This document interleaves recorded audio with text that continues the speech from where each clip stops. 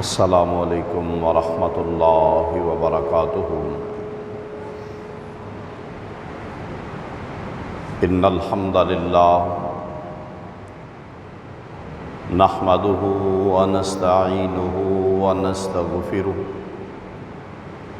ونعوذ باللہ من شرور انفسنا ومن سیئات اعمالنا، من يهده الله فلا مضل له ومن يضلل فلا هادي له، واشهد ان لا اله الا الله وحده لا شريك له، واشهد ان محمدا عبده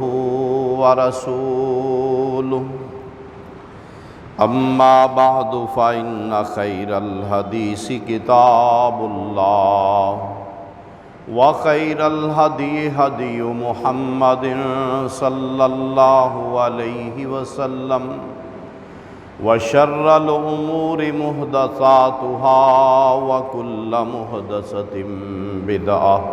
وكل بدعة ضلالة وكل ضلالة في النار۔ اللهم صل على محمد وعلى آل محمد كما صليت على إبراهيم وعلى آل إبراهيم إنك حميد مجيد۔ اللهم بارك على محمد وعلى آل محمد كما باركت على إبراهيم وعلى آل إبراهيم إنك حميد مجيد۔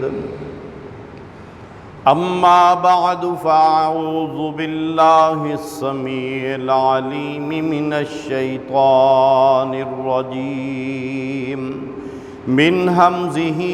ونفثہ ونفثہ، بسم اللہ الرحمن الرحیم۔ ولا تصل على أحد منهم مات أبدا ولا تقم على قبره، إنهم كفروا بالله ورسوله وماتوا وهم فاسقون۔ ولا تعجبك أموالهم ولا أولادهم، إنما يريد الله أن يعذبهم بها في الدنيا وتزهق أنفسهم وهم كافرون۔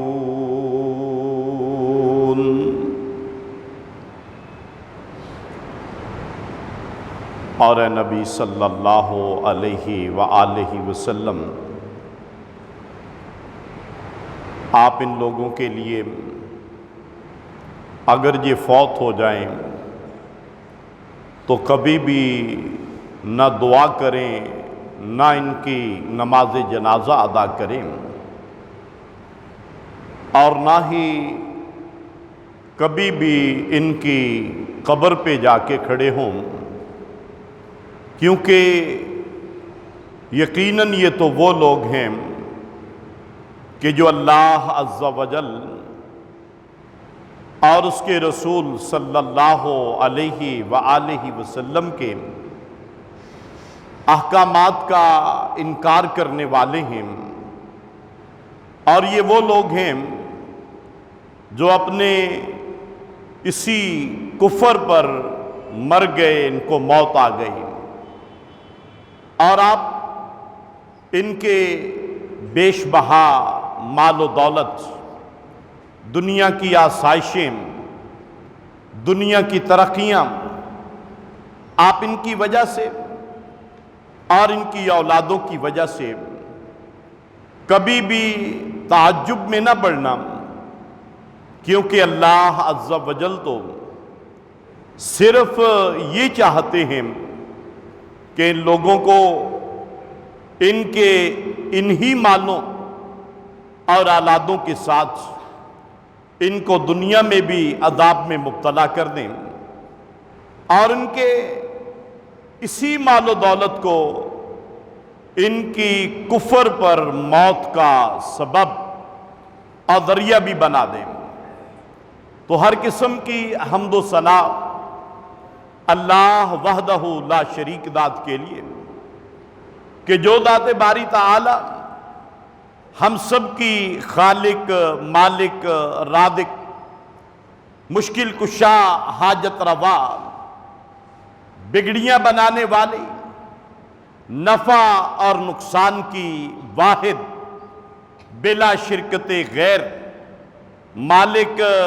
مختار اور معبود ذات ہے، اس کے لیے اور درود و سلام امام الانبیاء سید الانبیاء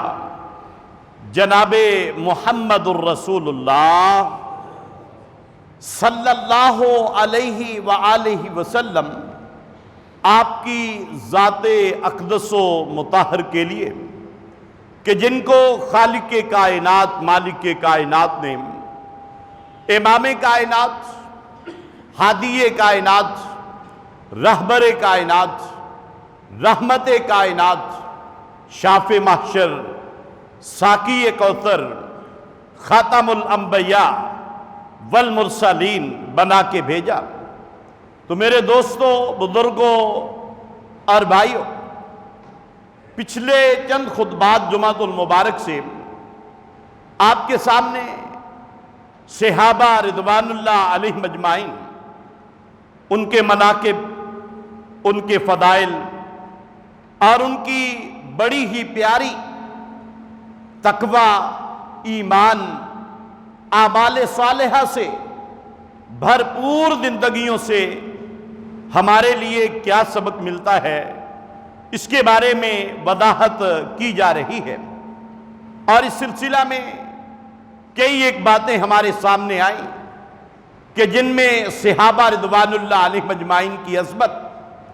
اور ان کی رفعت کے ساتھ ساتھ یہ عقیدہ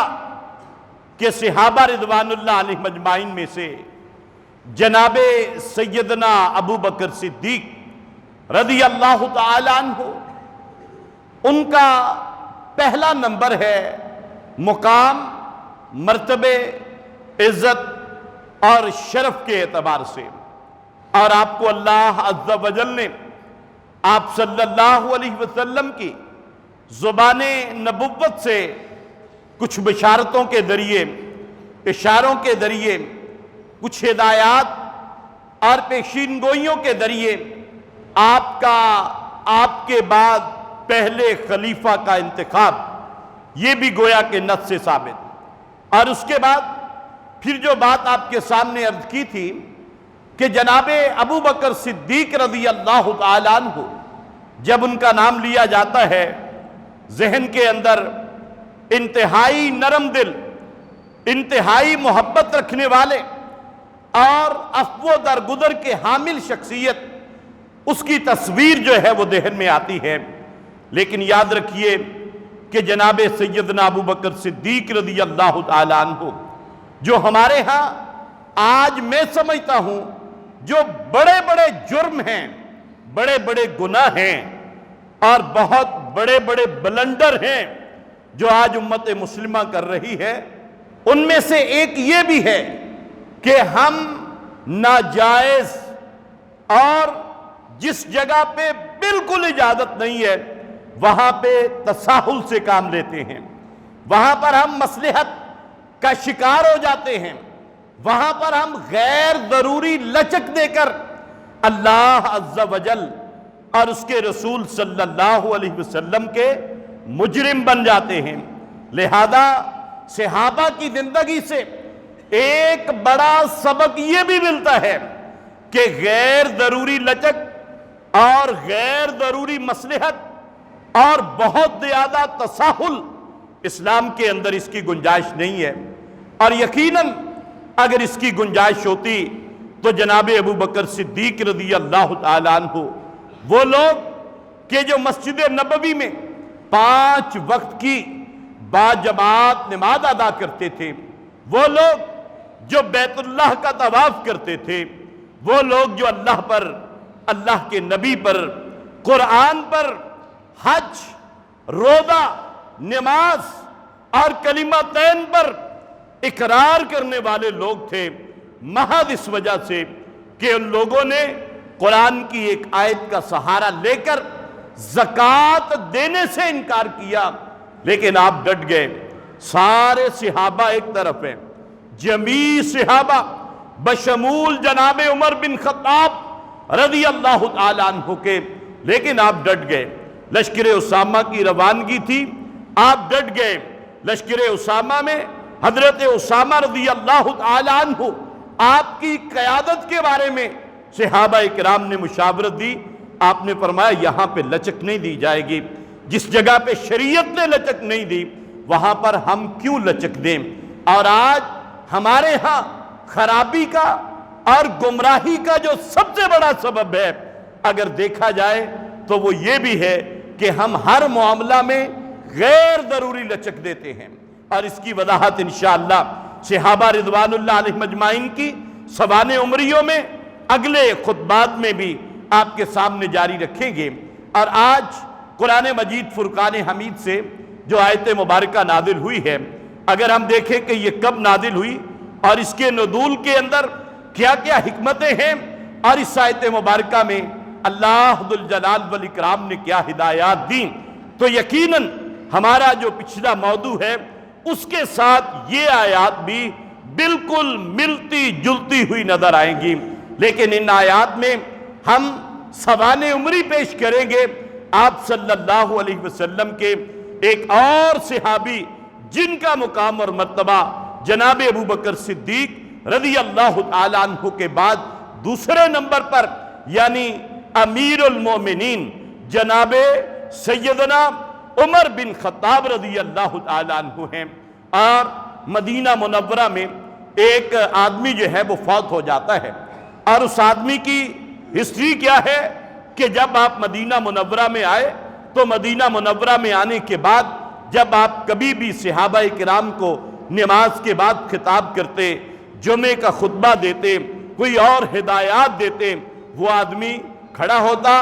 آپ کے خطاب کے ختم ہونے کے بعد اور آپ کی ساری باتوں کی تائید کیا کرتا، آپ کی باتوں کی تائید کیا کرتا، اور دل سے مسلمان نہیں ہوا، دل کے اندر حسد تھا، دل کے اندر بغض تھا، دل کے اندر کینہ تھا، دل کے اندر تعصب تھا، اور اس کی موت تک وہ تعصب جاری رہا، اور اس نے اسلام کے خلاف بڑی سازشیں کی، آپ صلی اللہ علیہ وسلم کے خلاف بڑی سازشیں کی، لیکن اب وہ فوت ہو جاتا ہے، اور اس کی وفات کے وقت آپ صلی اللہ علیہ وسلم کے پاس اس آدمی کا بیٹا آتا ہے اور آ کے آپ سے درخواست کرتا ہے کہ جناب آئیے، اور میرے والد فوت ہو گئے ہیں، آپ ان کی نماز جنازہ پڑھائیے۔ چونکہ دل کی کیفیت اللہ جانتے تھے، جا اللہ کے رسول صلی اللہ علیہ وسلم کو اللہ پاک نے وحی کے ذریعے کچھ لوگوں کے بارے میں بتلا دیا تھا۔ اب آپ صلی اللہ علیہ وسلم اٹھے، اور اٹھنے کے بعد جو ہے نماز جنازہ کے لیے چل پڑے۔ قریب ہی جناب عمر بن خطاب رضی اللہ تعالیٰ عنہ بیٹھے ہوئے ہیں۔ اب جناب عمر بن خطاب رضی اللہ تعالیٰ عنہ آپ فرماتے ہیں کہ یا رسول اللہ صلی اللہ علیہ وآلہ وسلم، یہ وہ لوگ ہیں، اور اس بندے کا شمار ان لوگوں میں ہوتا ہے کہ اللہ پاک نے قرآن میں فرمایا ہے کہ استغفر لہم او لا تستغفر لہم ان تستغفر لہم 70 مرہ فلن یغفر اللہ لہم، کہ اے میرے محبوب آپ ان کے لیے بخشش کی دعا کریں یا آپ ان کے لیے بخشش کی دعا نہ کریں، اگر آپ ان کے لیے 70 بار بھی بخشش کی دعا کریں گے اللہ عز وجل لن یغفر اللہ، اللہ پاک ان کو بخشیں گے نہیں۔ ذالک بانہم کفروا باللہ ورسولہ، یہ اس وجہ سے کہ انہوں نے دل سے اللہ کو نہیں مانا، اللہ کا انکار کر دیا۔ اللہ کے رسول صلی اللہ علیہ وسلم کا انکار کر دیا۔ واللہ لا یہدی القوم الفاسقین، اللہ پاک ایسے فاسق لوگوں کو ہدایت نہیں دیتے۔ تو پیارے رسول صلی اللہ علیہ وسلم جو رحمت للعالمین بنا کے بھیجے گئے، آپ نے کیا فرمایا؟ فرمایا فَلَوْ أَعْلَمْ إِن دِدْتُ عَلَى السَّبْعِينَ غُفِرَ لَهُ زِدْتُ، فرمایا کہ اے عمر دیکھ، اگر مجھے پتا چل جائے، میرے علم میں یہ بات آ جائے کہ میں اگر 70 سے زائد بار بھی اگر میں مغفرت طلب کروں اور اللہ تعالیٰ اس بندے کو بخش دیں گے، تو اے عمر میں اس کے لیے 70 سے زیادہ بار بھی بخشش مانگوں گا، کیونکہ یہ بندہ اگرچہ منافق تھا لیکن کلمہ پڑھا تھا، اس نے کلمے کا اقرار کیا ہوا تھا، اس نے نمازیں پڑھتا تھا، عمرہ حج کے لیے جاتا تھا اور آپ صلی اللہ علیہ وسلم کے ساتھ رہتا تھا۔ آپ نے فرمایا ٹھیک ہے، اس نے بڑے گناہ کیے، بڑے جرم کیے۔ تو یہاں سے ایک بات یہ بھی ثابت ہوتی ہے کہ ہمیں دوسرے انسانوں کے لیے کبھی بھی یہ نہیں سوچنا چاہیے کہ یہ بندہ جو ہے وہ جہنم میں ہی چلا جائے تو اچھا ہے۔ اب اس کی بخشش اور اس کی مغفرت کے لیے اور توبہ کے لیے آخری حد تک جانا چاہیے۔ اب آگے چلیے، جب یہ بات ہوئی، آپ صلی اللہ علیہ وسلم نے نماز جنازہ پڑھائی، آپ نے اس آدمی کو دفن کیا۔ جب آپ واپس آئے، اب اللہ پاک نے جبریل امین کو بھیج دیا، اور جناب جبریل امین قرآن مجید فرقان حمید سورہ توبہ اس کی آیات یہ 84 اور 85 یہ لے کر حضرت جبریل امین نازل ہو گئے۔ وہ آیات کیا ہے؟ فرمایا وَلَا تُصَلِّ عَلَىٰ أَحَدٍ مِّنْهُمْ مَاتَ أَبَدًا وَلَا تَقُمْ عَلَىٰ قَبْرِهِ، اے میرے محبوب اگر ان لوگوں میں سے، یہ جو منافق ہیں، اگر ان میں سے کوئی بندہ فوت ہو جائے، اب آپ نے اس کی نماز جنازہ آئندہ نہیں پڑھانی،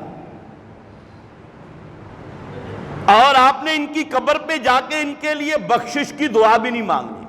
معلوم ہوا قبر پہ جا کے دعا کرنا اللہ کا حکم ہے، اللہ کے نبی کی سنت ہے، قبروں کی زیارت کرنا، قبروں والوں کے لیے دعائیں مانگنا۔ اگر وہ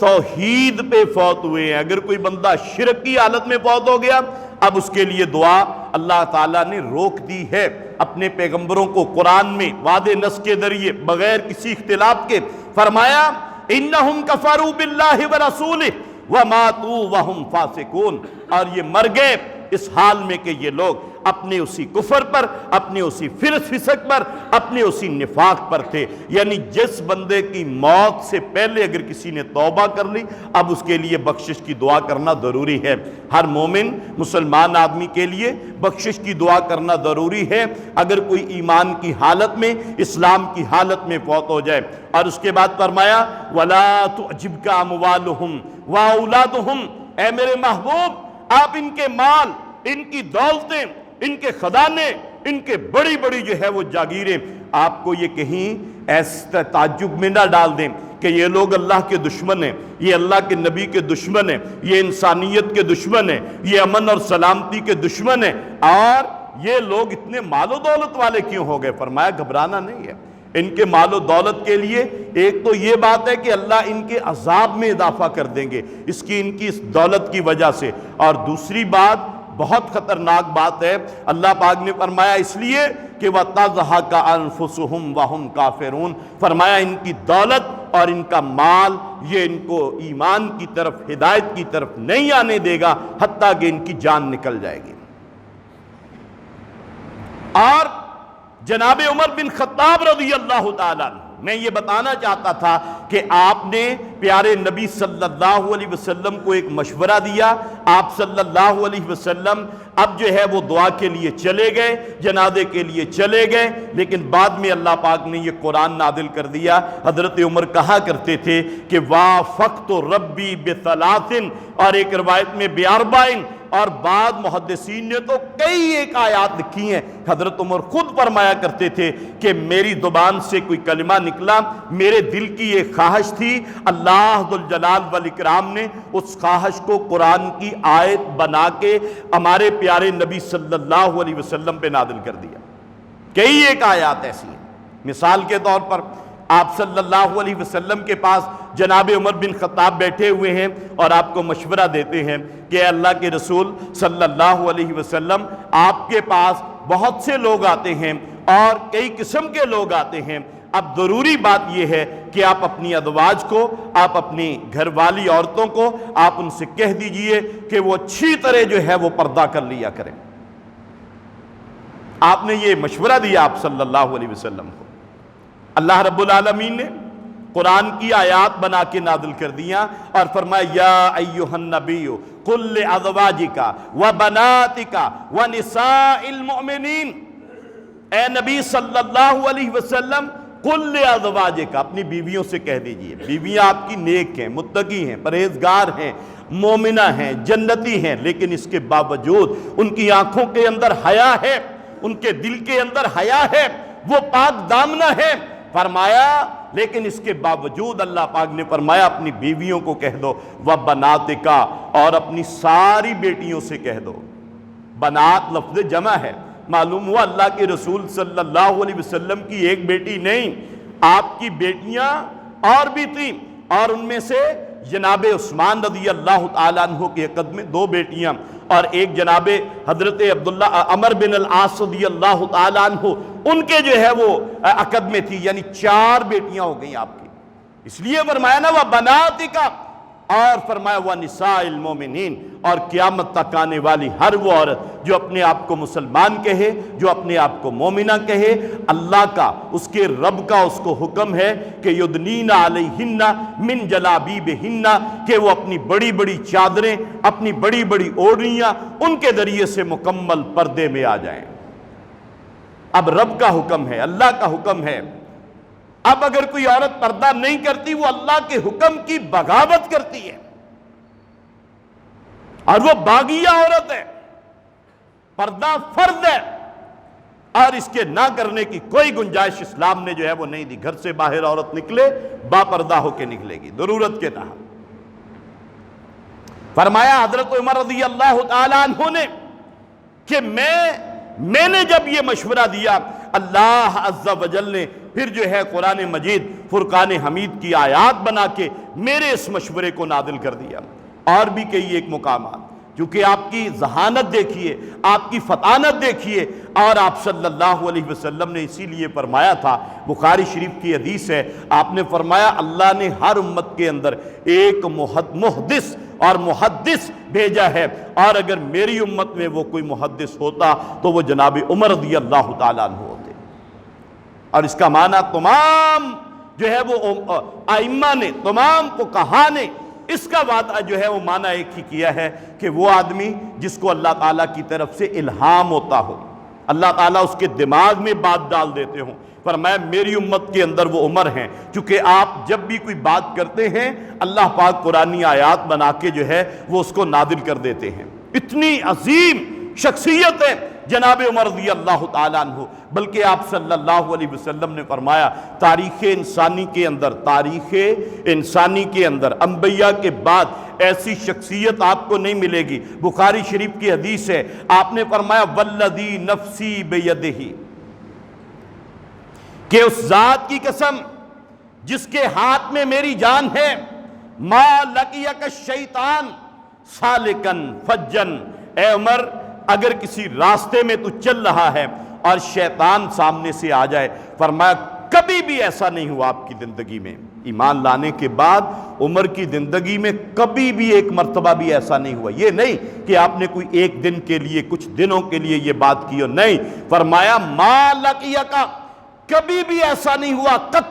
کبھی بھی ایسا نہیں ہوا کہ شیطان چل رہا ہو الا سلک فجن غیر فجک، مگر شیطان اس راستے کو چھوڑ کے دوسرے راستے کی طرف چلا جاتا ہے۔ عمر سے اتنا ڈرتا ہے شیطان،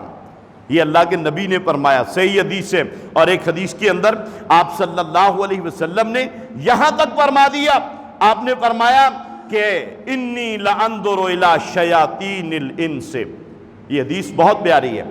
یاد رکھیے اور دوسروں تک پہنچائیے۔ آپ نے فرمایا کہ اے میرے صحابہ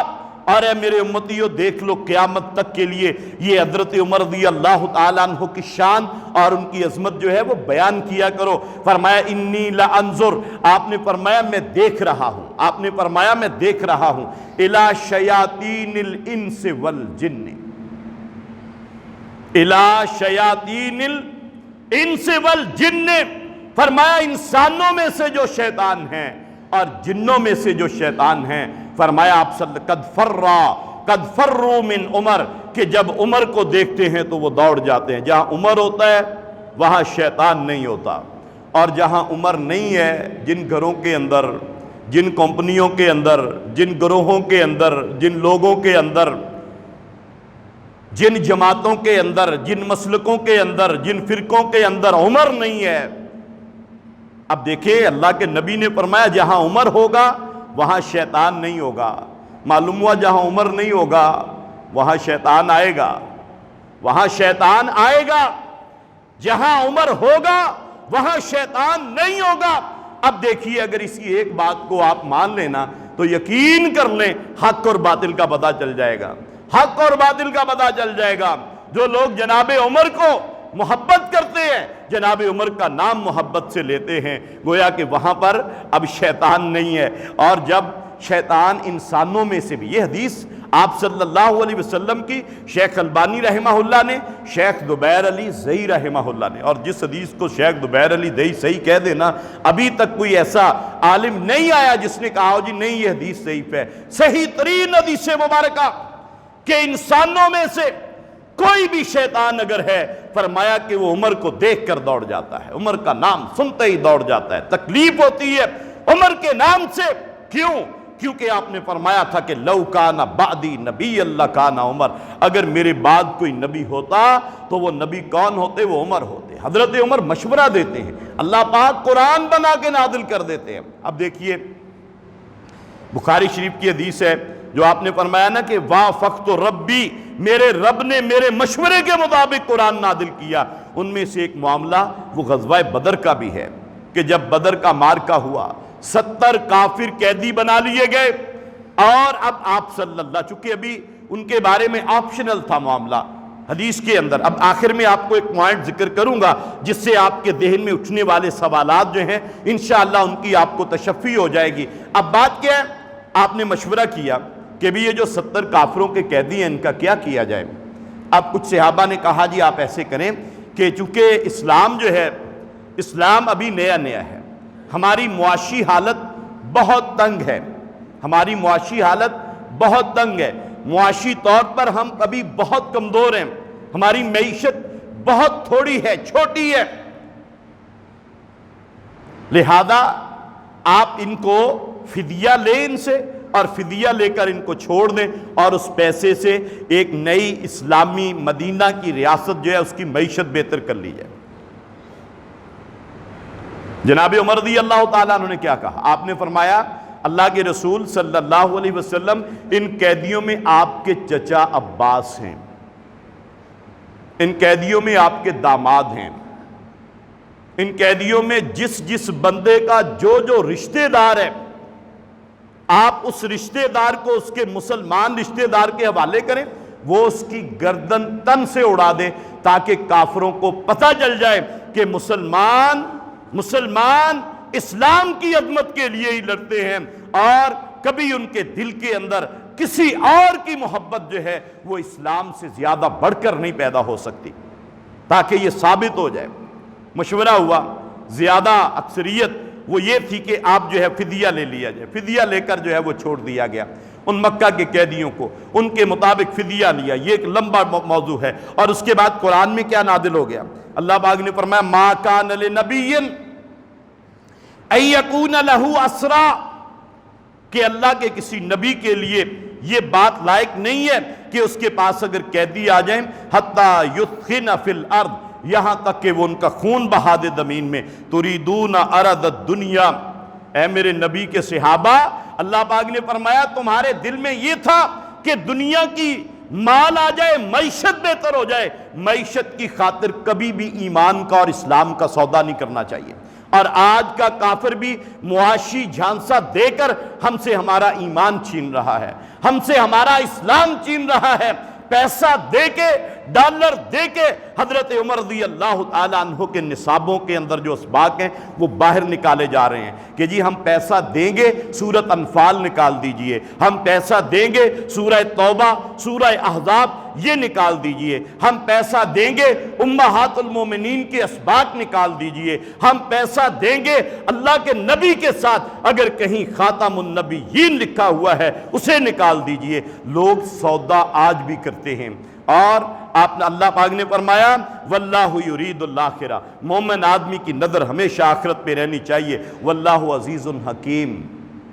یہ بڑی پیاری بات ہے کہ اللہ تعالیٰ آیت کا آخری جو لفظ ہے نا اس پہ غور کیا کریں۔ اللہ پاک نے فرمایا یہ غلبے دینا، یہ قوتیں دینا، یہ معیشتوں کو اوپر اٹھانا، یہ ترقیاں دینا اور دنیا کے اوپر فتوحات عطا کرنا یہ اللہ کے پاس اختیار ہے، اور حکیم، اللہ اتنا بڑا حکیم اور دانا ہے، اللہ کو نہیں ضرورت کہ تمہارے پاس کیا ہے کیا نہیں ہے، بس اگر تمہارا اللہ سے تعلق ہے اللہ ایسے اسباب پیدا کر دیں گے کہ کافر جو ہے وہ مغلوب ہو جائیں گے، تم غالب آ جاؤ گے، تمہاری معیشتیں بلند ہو جائیں گی، ان کی معیشتیں گر جائیں گی۔ یہ کام کرنے اللہ کے اختیار میں ہے، تمہاری ذمہ داری ہے کہ اپنے رب کے حکموں کے مطابق چلو، اپنے اللہ کے احکامات کے مطابق جو ہے وہ عمل کرو۔ حضرت عمر کہتے ہیں کہ میں نے مشورہ دیا، اللہ تعالیٰ نے قرآن کی آیت نازل کر کے بھیج دی۔ اب آگے چلیے، آخر میں اس سارے آپ کو یہ بتلا دیں، ذہن میں سوال تو اٹھتا ہوگا، کیا پردے کے بارے میں کسی اور صحابی کے دل میں نہیں خیال پیدا ہوا؟ کیا شراب کی حرمت کے بارے میں عمر کے علاوہ کسی اور بندے نے نہیں سوچا؟ کیا ان قیدیوں کے بارے میں اللہ کے نبی کے دل میں نہیں کوئی بات پیدا ہوئی؟ یہ سبب کیا ہے کہ عمر کے دل میں بات آتی ہے اور اللہ کے رسول صلی اللہ علیہ وسلم پہلے عمل نہیں کرتے، قرآن کی آیت آتی ہے تو پھر اس پہ عمل کرتے ہیں؟ یہ اللہ کے نبی صلی اللہ علیہ وسلم امت کو بتانا کیا چاہتے ہیں؟ حالانکہ جو باتیں حضرت عمر کے دل میں تھیں اللہ کے نبی کے دل میں بھی وہ تھیں، لیکن آپ نے عمل نہیں کیا جب تک قرآن نازل نہیں ہوا۔ یہ نقطہ سمجھیے، عمر جیسی شخصیت جن کے بارے میں آپ نے فرمایا کہ میں نے رات کو خواب دیکھا اور میں نے دیکھا کہ میں دودھ پی رہا ہوں، میں نے دودھ پیا، اتنا دودھ پیا، فرمایا کہ اس دودھ کی تازگی، اس کی تراوٹ، فرمایا میرے ناخنوں کے، پیروں کے، ہاتھوں کے، بالوں سے اس کی تازگی جو ہے وہ نکلنے لگی۔ فرمایا پھر جو باقی دودھ تھا میں نے وہ عمر کو دے دیا۔ صحابہ نے پوچھا فما اولتہ یا رسول اللہ صلی اللہ علیہ وسلم، کہ یا رسول اللہ صلی اللہ علیہ وسلم اس خواب کی تعبیر بھی بتلا دیجئے۔ آپ نے فرمایا العلم، وہ دودھ کے پیالے سے مراد علم ہے۔ فرمایا جو میرا یعنی وہ دودھ جو